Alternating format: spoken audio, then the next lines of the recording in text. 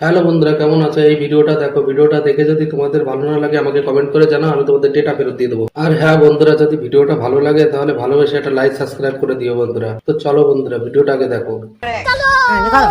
बताओ एक प्रैक्टिस का नियम। एक प्रश्न को नियम में बता दो। हाँ। जैसे जो गोल घेरा है, हाँ। ये गोल घेरा में तुम्हें ऐसे चकना है, जैसे वीडियो दिखाना है उनमें ऐसी करना है, फिर अच्छा। वो बीच में वो ऐसी करना है, ठीक है। फिर वो बीच में ऐसे चक्को में जाना है। समझ अगर ये गया। तीनों घेरा पार करे तुम्हारी नौकरी पक्की 100 पक्की। पक्की। तुम अपना कुछ समझ में आओ। चालू करो हाँ, बेटा। चालू करो।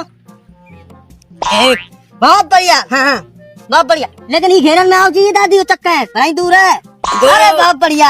अबे मैं दो पाऊँ।